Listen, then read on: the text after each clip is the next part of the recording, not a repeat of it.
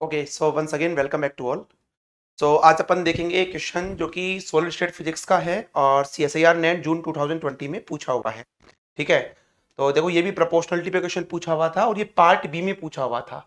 वैसे सॉलिड के question part सी के अंदर आते हैं, लेकिन ये क्वेश्चन पार्ट बी के अंदर पूछा हुआ था 3.5 मार्क्स का।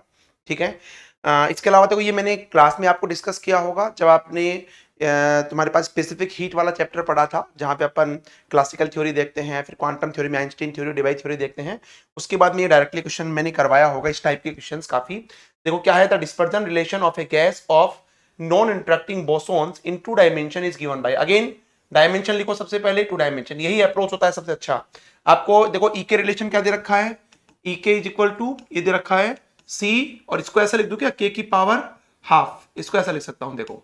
ठीक है, where C is a positive constant at low temperature the leading dependence of the specific heat on the temperature T। मतलब आपको C पूछा हुआ है, T की पावर क्या होगा ये तुमसे पूछा हुआ है यहाँ पे, है ना। अगर मैं इसको यहाँ पे अल्फा बोल दूं फॉर एग्जांपल, तो आपके पास में अल्फा की वैल्यू यहाँ पे पूछा हुआ है।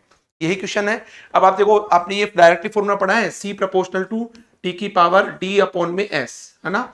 ऐसा ही इसी फॉर्मूले के बेस पे देखो एक क्वेश्चन हो रहा है था ना, जो अपन ने फर्मी एनर्जी का इलेक्ट्रॉन डेंसिटी का रिलेशन किया था।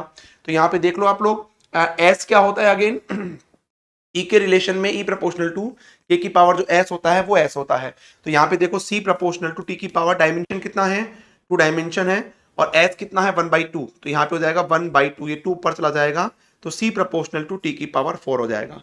तो कौन सा ऑप्शन होगा, option A is the correct answer.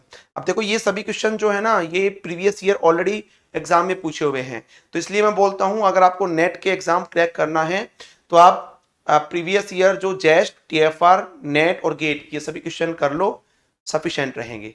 मतलब क्वेश्चन भी सोल्व करने हैं और उनके कंसेप्ट भी आपको क्लियर करना है। ठीक है, चलिए, थैंक यू वेरी मच।